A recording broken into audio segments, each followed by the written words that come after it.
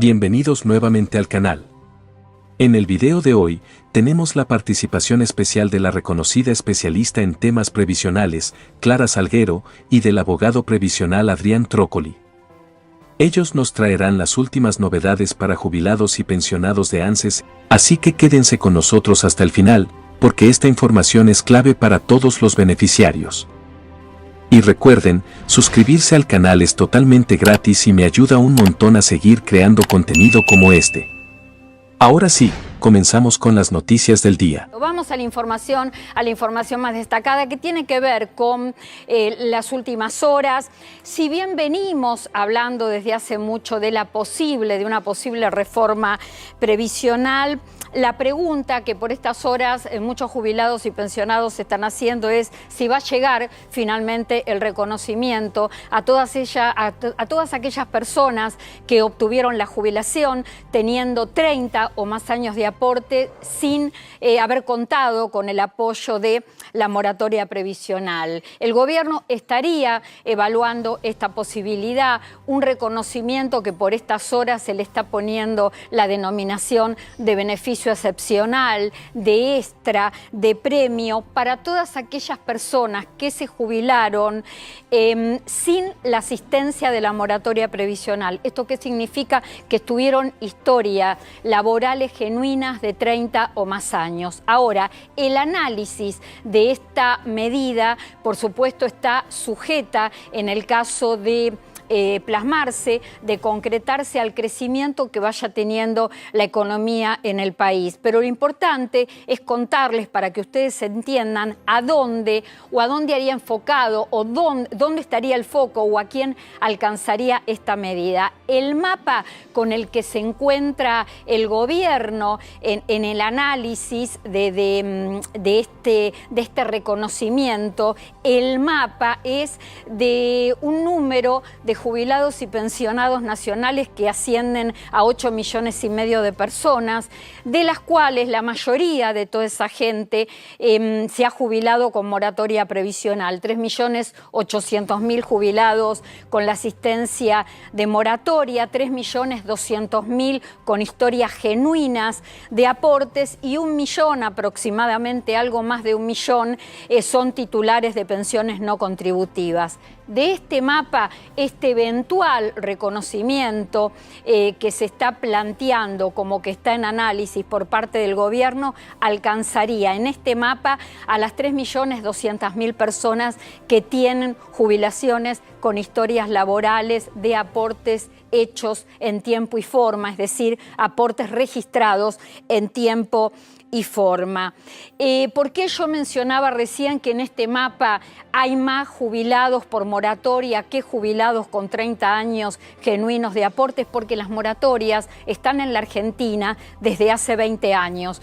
Una medida que se planteó como transitoria y que se eternizó como todas aquellas medidas que vienen y funcionan como un paliativo y como no se resuelven otras cuestiones, se terminan quedando. Bueno, esto fue lo que pasó con las moratorias. El tema de la falta de puestos en el mercado laboral, la falta de fortalecimiento, la falta de fomento del mercado laboral ha hecho que las moratorias previsionales se perpetuaran dentro de la seguridad social. ¿Y qué ocasionó esto? El malestar de los otros, de los que no fueron reconocidos, de los que tenían historias enteras laborales de trabajo registrado. Y esa gente, mientras sufría el malestar de estas jubilaciones compradas, como muchas veces se dijo, yo prefiero llamarlas jubilaciones asistidas y ahora les voy a decir por qué. Bueno, mientras tanto venían sufriendo el deterioro que les fue provocando la mayoría de las leyes de movilidad jubilatoria que hubo en la Argentina. En la historia, desde el 2009 ahora, fueron 3 las leyes de movilidad jubilatoria, de las cuales 2 lo único que lograron es que los jubilados perdieran sistemáticamente poder adquisitivo. Es cierto que se instaló en la Argentina esto de la compra de aportes. de la compra de jubilación, y yo decía, prefiero llamarla jubilación asistida, porque yo creo en la inclusión. No estoy de acuerdo con las jubilaciones por moratoria, pero creo en la inclusión. Creo que el Estado siempre tiene que estar para incluir. Lo que no se puede es meter todo en la misma bolsa. Lo que no se puede es diferenciar. Por un lado hay que asistir, pero a medida que se asiste al vulnerable, que se asiste al desprotegido, hay que reconocer a los demás, que es la parte de la historia de la seguridad social que no se ha hecho. ¿Cómo sería entonces la mejora? Jubilados con 30 años de aportes seguirían con una actualización mensual en sus jubilaciones por inflación, por IPC, y tendrían este beneficio, este extra, de acuerdo al crecimiento del país, que no se sabe, estamos todavía lejos de saber si este adicional se aplicaría o se pagaría en forma mensual, trimestral o semestral. Yo un poco sigo la idea de los tiempos que manejaban las leyes de movilidad jubilatoria que estuvieron vigentes. Mientras tanto, los otros, los que son jubilados por moratoria, seguirían teniendo una actualización por inflación en forma mensual y el bono de 70.000 pesos. Ahora, las moratorias sabemos que se van. Por eso creo que se está tratando de empezar a escribir otra historia a partir de este reconocimiento a los jubilados con 30 años de aportes. Y a partir de la desaparición de la moratoria previsional, que esto será el 23 de marzo, porque el gobierno expresó en varias oportunidades que no tiene intención de prorrogarla, se abren dos caminos. Las moratorias que quedan atrás, y va a seguir vigente la PUAN, la pensión universal para el adulto mayor, pero recordemos que a esta pensión solo pueden acceder las personas en vulnerabilidad y teniendo cumplidos 65 años, sean mujeres o sean hombres. Pero ¿qué pasa con aquel que tiene 20, 25 años de aporte si tiene que caer en una PUAN porque nunca va a llegar a los 30?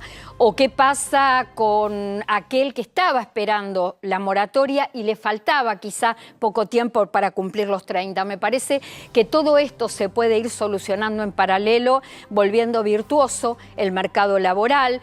El gobierno también, por lo menos, está hablando desde extraoficialmente hay que aclararlo, de fomentar el mercado laboral bajando las contribuciones patronales, pero también todo esto queda sujeto a las cuentas fiscales. No olvidemos que el sistema previsional en este momento en la Argentina se financia con los aportes y contribuciones de empleados y empleadores, pero también con el tema de impuestos. La situación es complicada, son varios factores que se deben dar en paralelo para que se empiecen a definir todas estas cuestiones. Ahora, ¿todo esto es lo único que se viene en materia previsional como parte de la reforma? No, parece que se iría por una reforma previsional más amplia. Por todo lo que pude ir averiguando, yo les diría que me parece que hay una tendencia a buscar un sistema previsional único, que sea un solo sistema previsional por el que se jubila la gente. Hoy tenemos un sistema muy disperso que tiene subsistemas, que tiene distintos regímenes, y así podemos llegar a 100 y pico o a 200. Me parece que esto se tiene que ordenar, y además está la idea de que el monto de la jubilación sea proporcional a la cantidad de años de aporte que la persona tenga. Acá ya no va a haber quizá un requisito de decir, bueno, mínimo 30 años de aportes. Entonces, tenés menos, te podés jubilar, pero el monto de tu jubilación va a ser proporcional a la cantidad de años registrados que puedas lograr. Y además, el acceso a la jubilación creo que tiende a ser de una edad única en los hombres, y en las mujeres que podría estar rondando promedio en una edad entre los 65 y los 70 años. Esto es lo que sabemos hasta ahora. Ya se está diciendo que el proyecto de ley se presentaría, el proyecto de reforma previsional se presentaría durante este año, que estaría sujeto al tema de las elecciones legislativas. que creo que sí, es muy importante esto, no es un detalle menor porque tenemos un año muy político, pero lo concreto es el tema de los gobiernos y cómo funcionan los gobiernos con reformas previsionales. Siempre los gobiernos le han tenido mucho temor a este tipo de cuestión porque las reformas parciales tienen un costo, las reformas totales tienen un costo mucho mayor. Entonces hay que enfrentar muchas cuestiones. Primero, si se realiza una reforma previsional, que cierren los números de la economía. El tema, por otro lado, que haya consenso. Tiene que haber todo un panorama legislativo que acompañe y además todas las negociaciones políticas que implica una reforma de este tipo y además la gente. Y acá con esto cierro porque me parece que el tema social, el tema de los ciudadanos de un país son claves en cualquier reforma. Puntualmente en la Argentina no ha pasado nada distinto de lo que ha pasado en otros países que se ha intentado o se cambió finalmente el sistema previsional. Los argentinos tenemos cierta resistencia a esos cambios, pero por algo en particular, sí, por algo en particular. ¿Saben por qué los argentinos nos hemos resistido a los cambios y siempre le tenemos temor? Y por supuesto los gobiernos siempre evalúan este costo porque cada vez que hubo una reforma previsional siempre perdimos. Siempre perdimos, nunca ganamos y eso lo tenemos perfectamente enraizado y es por eso tanta resistencia a cualquier cambio que tenga que ver con reformas previsionales. Bueno, tenemos que hablar de un tema que es fundamental porque tiene que ver con el medicamento. A partir de esta semana, del primer día hábil de enero, entró a regir la receta electrónica, la prescripción de medicamentos por receta electrónica, pero no sé si todavía no va a seguir conviviendo con la receta papel. Hay muchísimas preguntas y ¿qué dijimos? Hay que ir a la fuente. Nos está acompañando el doctor Ricardo Pesenti, presidente de la Confederación Farmacéutica Argentina. Ricardo, buen día.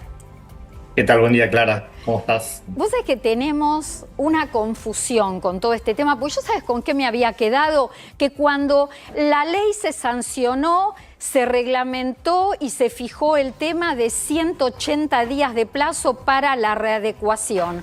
Pero sin embargo no fue tan drástico este 2 de enero. ¿Sigue conviviendo la receta papel con la electrónica? ¿En dónde estamos parados? A ver, en algunas jurisdicciones sí, porque bien sabemos que la salud la tienen delegada a las provincias, no está en cabeza del Ministerio de Salud de la Nación. Por lo tanto, no todas las provincias han adherido, diríamos, a esta nueva reglamentación de que sí o sí tiene que ser todo en formato electrónico. Por lo tanto, hay provincias que están conviviendo los dos. En el caso de los abuelos del PAMI también hay algunas recetas que todavía pueden ser las famosas recetas celestes manuales, que para algunos planes todavía se siguen usando, así que tienen que seguir llevando ese tipo de recetario hasta que el PAMI y los financiadores en general vayan de alguna manera adaptándose.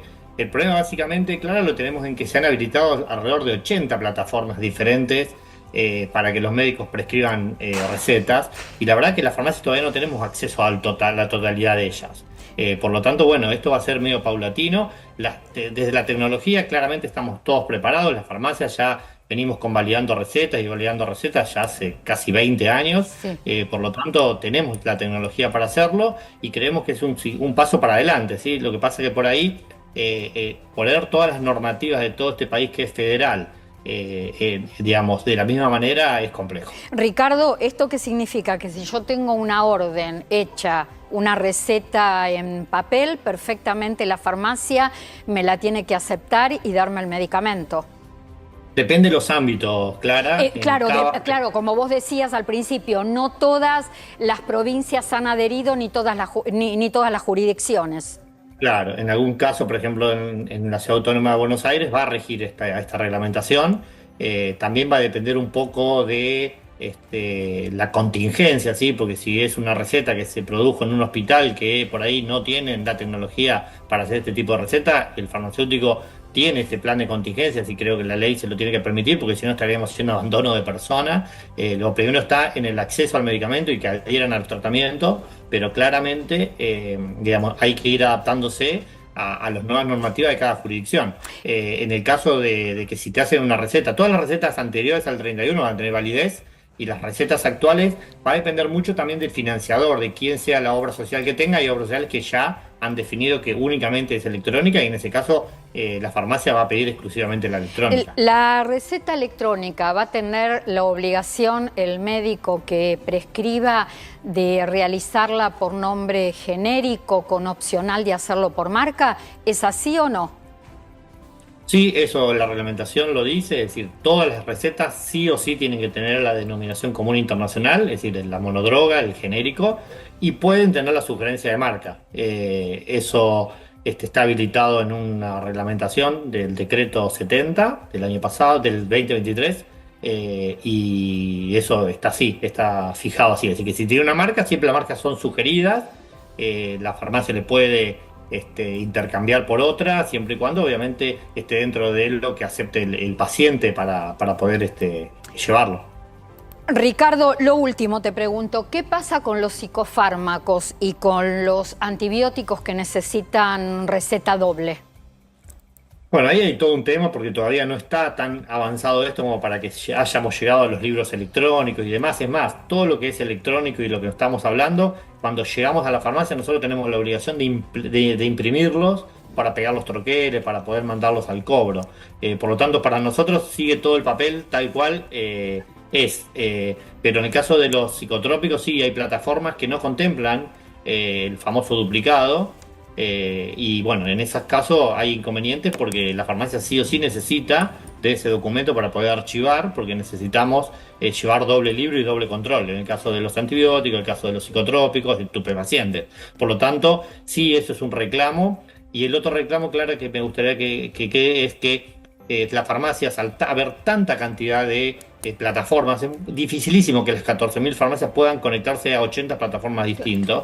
Lo que estamos pidiendo es, de la misma manera que cuando validamos, como validamos PAMI, se hace a través de grandes concentradores, que es la COFA, por ejemplo. Entonces, que le permitan a esos concentradores ir a buscar recetas, así eso va a facilitar mucho y vamos a poder implementar más rápido todo esto. Ricardo Pesenti, muchas gracias y muy buen año. Abrazo. Bueno, gracias a ustedes, abrazo. Bueno, ya lo tengo que presentar, ya está preparado el doctor Adrián Trócoli para hablarnos de juicios por reajuste de haberes de jubilados, porque hay novedades. A ver, ¿es cierto que se facilita el trámite, que va a haber cambios favorables con respecto a esto? Adrián, buen día y muy feliz año. Hola Clarita, ¿cómo estás? Feliz año, saludos para todos, arrancamos nuevo año. Noticias viejas, porque esto se había armado el año pasado, pero salió publicado recién esta semana. La ANSES facilitó un trámite. En realidad es parte de lo que hace el gobierno con cada cosa que viene tocando. Tratando más de eliminar pasos que de hacer trámites más sencillos. En este caso, a los jubilados que hicieron juicio les cambia bastante, porque si bien en muchos casos era muy sencillo, tenían que ir al banco, llenar un par de formularios y la plata quedaba en el banco durante 20 días, y si no lo hacían en ese plazo no se podía. Eliminaron esto. Directamente los depósitos de ANSES para los pagos de sentencias van a ser en cuenta. Todavía no está instituido para este mes, de hecho ya está vigente la normativa, pero los pagos se hacen los últimos días del mes anterior, así que esto se va a ver recién en el mes de febrero. Pero para que se entienda, el jubilado no tiene que ir más después de un juicio al banco a cobrar. Esto genera muchos problemas, enormes problemas, con aquellas personas que no están bien de movilidad o claro, justo en esos 15 días que quedaron en ir, se agarran una gripe. Y esto generaba enormes conflictos para cobrar, porque tardaban 2 o 3 meses después en el repago. Bueno, eliminan todo este problema. Los pagos de sentencias judiciales van a aparecer a partir de febrero directamente en la cuenta del titular. Por lo tanto, todos los que puedan hacer home banking no necesitan ir más al banco. Son montos importantes normalmente los pagos de sentencia, por lo tanto se suelen invertir, sea un plazo fijo, sea siguiéndolo Damián. Bueno, todo atrás de la computadora.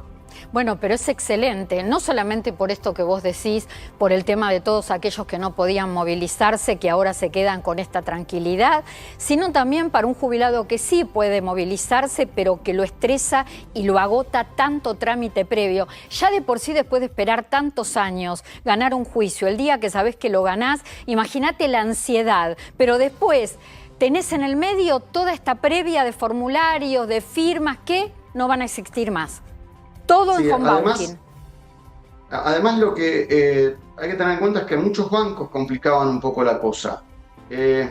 Casi lo mandaría al frente, pero un banco de una provincia muy grande te hacía ir 2 veces. Y cuando los montos eran altos, según el criterio de cada gerente, te mandaban a verificar el domicilio de la casa, digamos, complicaban realmente las cosas. Bueno, acá le quitan ese control al banco y no importa el color político, antes decían que había que quitarle a los privados las cosas, el gobierno hoy sacó un control del banco que va a facilitarle la vida de la gente. Adrián, una pregunta que te voy a hacer, creo que hasta cansarme, no, en realidad te la voy a hacer hasta que vos tengas la respuesta, y tiene que ver con los pagos de retroactivo. Nosotros habíamos anunciado que desde el mes de septiembre del año pasado se iban a desdoblar los pagos de los juicios. Primero venía la mejora del haber de jubilación y después el pago del retroactivo. Te pongo casos puntuales. Aquellos jubilados con sentencia firme que cobraron la mejora de su haber en septiembre, octubre, noviembre, diciembre, y aún no cobraron el retroactivo, ¿ya saben cuándo lo van a cobrar? Agrego cositas a la pregunta. Por suerte no dijiste enero, porque en enero hubo en la medida que el jubilado no haga nada. Nosotros, como abogados, no, a ver, espera, acá me quiero detener. Entre que cobra la mejora del haber y cobra el retroactivo, ¿pasa un año? ¿Otro año más? Mínimo, como mínimo. Me dejaste muda.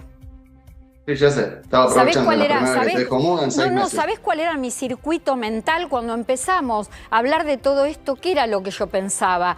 Se mejora el haber de jubilación y a los 60, 90 o 120 días se paga el retroactivo. La persona cobra la mejora del haber y después tiene que esperar otro año más a toda la cantidad de años que ya esperó hasta tener la sentencia en forma definitiva. Esto es teórico, Clara, porque recién pasaron 4 meses del primer cobro de esta manera. De hecho, el grueso se vio en septiembre, apenas 3 meses pasaron, ninguno de ellos cobraron. Los únicos que cobran retroactivo una vez que entran en este circuito son aquellos que iniciaron la ejecución de sentencia. Te puedo mostrar algunos ejemplos para la semana que viene de los errores típicos de ANSES en el pago de sentencias, pero nosotros, los abogados, consideramos que es una buena noticia, porque una vez el haber está bien ajustado, significa que no se generan nuevas deudas. Y entonces, todo lo que te deben, hasta, voy a decir una tontera, alguien que cobró en septiembre, bueno, hasta septiembre cobró mal. Septiembre, octubre, noviembre, diciembre cobra bien. Entonces, a partir de esa fecha del aumento del haber, no genera nuevo crédito ANSES. Bueno, lo que tenemos que hacer los abogados es hacer una única liquidación con los intereses al día de la fecha de cobro y por ahí en 6, 8 meses cobra toda la plata que le deben, incluso los errores cuando le pagaron retroactivos. Entonces, es una buena noticia, no es lo que dice la ley, no es lo que dice la sentencia, el desdoblamiento de pagos, pero estamos en condiciones de decir que casi se duplicaron los ajustes de haber y en montos altos, en jubilaciones que superan el haber máximo, vimos que el error baja muchísimo, cuando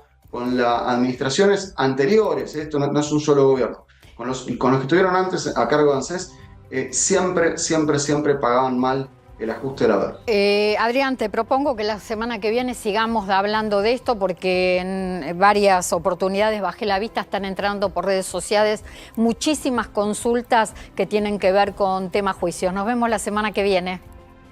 Chao, saludos a todos, buen año. Gracias. Y hasta aquí el video de hoy.